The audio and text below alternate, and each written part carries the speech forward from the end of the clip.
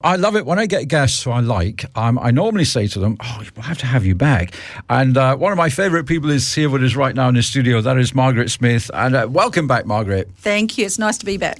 What we were chatting about off air just a minute ago is you and I were kind of similar. We are straight shooters. We say what we think. We do, absolutely, yes. Doesn't always go down that well, does it? No, but I find probably 95% of people appreciate someone, that really says it like it is. So at least they know where they stand with us, Mike. Absolutely, yeah. You can take it or leave it, basically. That's right. That's the attitude.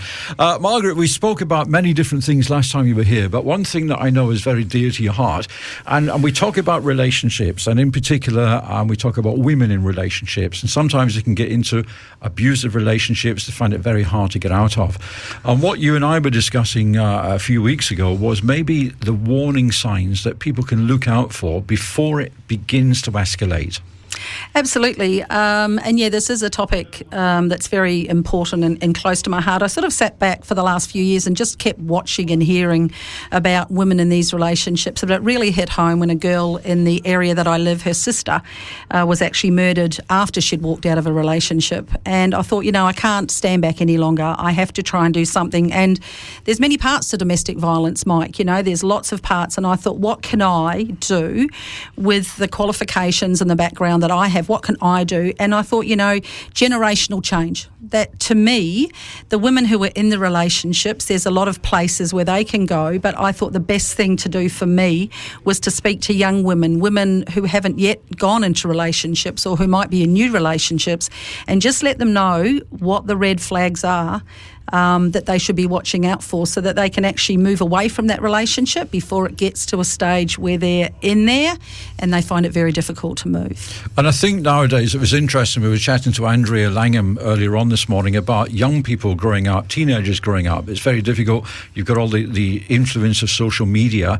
I think there are expectations in relationships from both men and women that are totally unrealistic.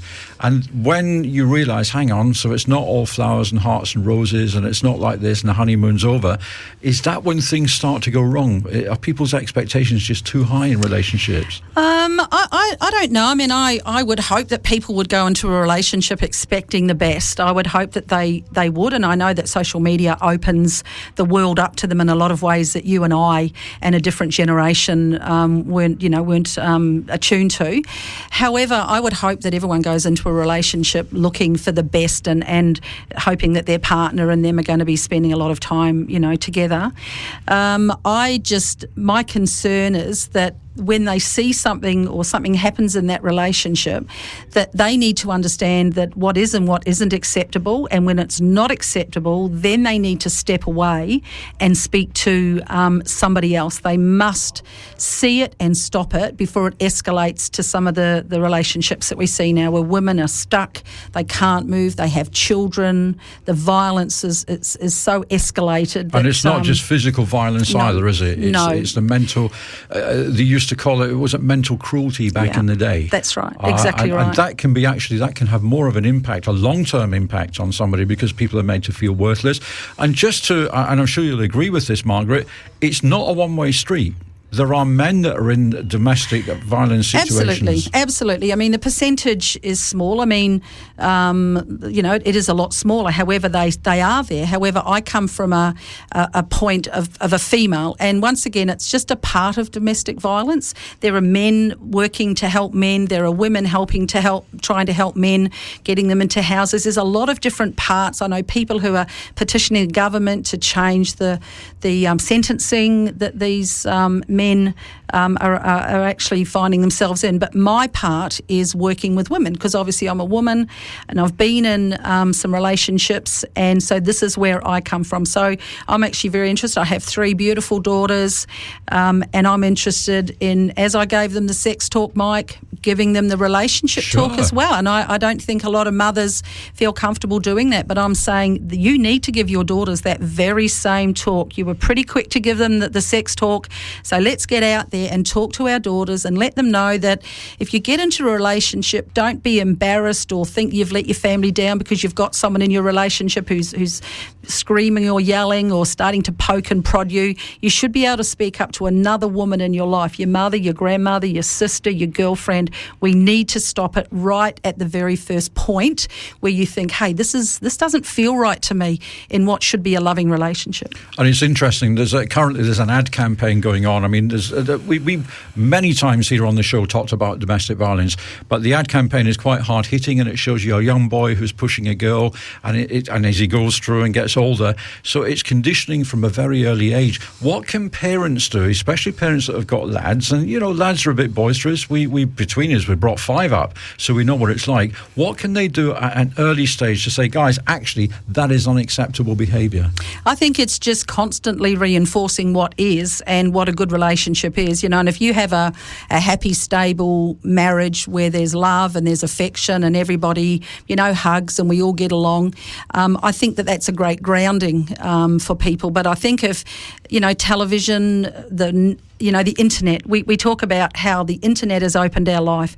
Yes, well, it has on so many levels that aren't acceptable either, because now we find ourselves and our children watching things where people are filming and so I think as a parent, it's actually taking your children, boys and girls, to one side and just saying to them, right, this is the home you came up in, this is what is acceptable, this is what isn't acceptable, and if you ever need to talk about this, your father and I are here to talk to you. But you need to keep reinforcing. Parents, you have children, you just don't tell them once. This is not something you tell them and expect them to understand. No. It needs to be constant reinforcing, as you would know with your 5 sons. We need to constantly be telling our children, we're the parent, we need to be guiding them and giving them the best information. So, we need to be constantly telling them what is and isn't acceptable in a relationship. And it's interesting, again, just looking at this sort of modern era that we live in.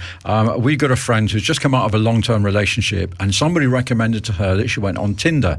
Oh, it's great. How can this be? Back in our day, you went either to a pub or a restaurant, or you went to a dance and you chatted somebody up and you made a date with them. Now, if you like their picture and they like yours, bang, you've got a relationship going. And what she was telling us is some of the questions that these stalkers were asking, unbelievable. And yet you've got young people using Tinder, and especially the young girls, that they're dressing like the 19, 20-year-old. They might be under 15, and it's a really very, very difficult time for parents and also for people in relationships. Absolutely, it is, and it's not an era that I was born into, and I'm in a stable relationship as you are, so I can only talk about and comment about what people tell me. So it's not something that I've ever done as well. But like I say, the internet has opened up these dating sites, and I know some people that have had great relationships from them. Yep. But I think, as with anything in life, we all have to beware. Don't think that the person on the other end is the person that they say they are. We've seen so many stories. We know that that's just not right. Relationships need to be built on trust, on enjoyment, on fun. There's lots of different aspects to relationships, and they can't be built over the internet. So if you are going to use Tinder and these kind of websites, and they are popular, make sure that you go to places where people can see you. Make sure that it's very open and transparent, because you need to understand that it might not be. But I mean, men in particular, I know sort of with the boys, they're very shallow, and they look at somebody's picture. Now, they might not be a particularly nice person, but they might look pretty. Oh, well, that'll do. We'll click like on That's there. Exactly. What are the warning signs then? What are the red flags that people should look out for, especially if you just got into a relationship and you don't really know that person that well? Okay, so first of all, anything that doesn't feel comfortable to you. So, when someone puts their arm around you, you should feel comfortable and warm and as if that person, likes you or loves you. It shouldn't be that hard that it hurts you. And, when someone starts to raise their voice. Now, okay, I know in relationships, raised voices, arguments, some discussions get very heated, but there's a difference between a heated discussion between a couple and a dominant person in that relationship cowering over the top of you. And, You know, I have people message me all the time and tell me about, you know, this is where that started. Like, it wasn't physical, as you say. A lot of it was simple things like yelling and screaming, unhooking the internet so they can't have any access to anything, taking their mobile phones away from them. You know what? If your partner goes to work and he wants your mobile phone and you have no access to anyone, he tells you to stay home, you know, the warning signs, they're everywhere there. Absolutely. They're red flags, but, you know, you need to speak to someone. You need to talk to someone and say, is this acceptable? If it doesn't feel acceptable, it's not. Move. Find a way. So maybe that should be it. If it doesn't feel right, it's not right. No, it's not. Absolutely, it's not. Difficult for people, though, and I know that there's this great stigma attached, and again, we've got friends who have been in abusive relationships for years. They either can't get out because financially they can't leave, or they feel worthless, they're made to feel useless. It's a big thing to even talk to somebody, isn't it?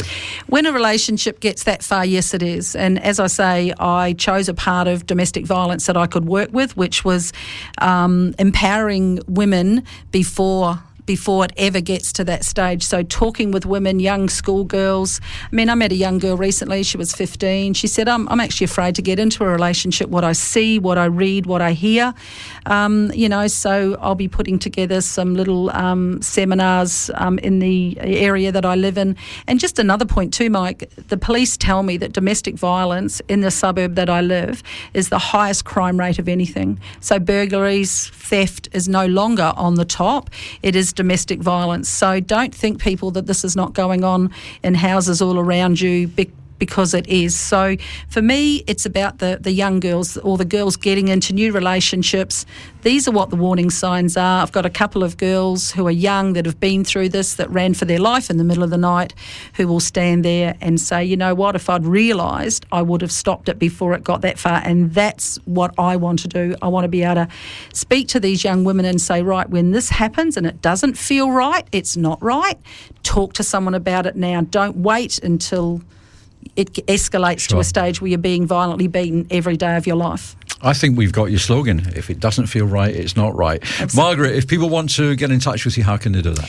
I have a website around, or I'm sorry, my apologies, for Facebook around this. It's Women Say No. So it's a place just for people to go and just feel part of a group. But if they want to contact me, it's margaret@thecoachinggodmother.com. That's my email, and I would be happy to talk to anyone, because often an email is the only way some of these women can actually contact. Yeah. Amazing to think that here we are, 2016, and it's still considered acceptable by some people in society. Margaret, always a joy to chat to you, always a pleasure, and I know we've got plenty that we can talk about off air as well. In case any of the subjects that Margaret was talking about have got a direct effect on you, you can always give us a ring here at the station and we will put you in contact with Margaret. You can give us a shout on 38081101 or via the Facebook page as well, and we will make sure that our reception team here have got all of Margaret's details should you want to get in touch. Margaret, thank you for coming in. We'll have a chat with you again, and you can tell us in a few months' time how it's all going. Thank you, Mike. Thank you for inviting me back. It was a pleasure.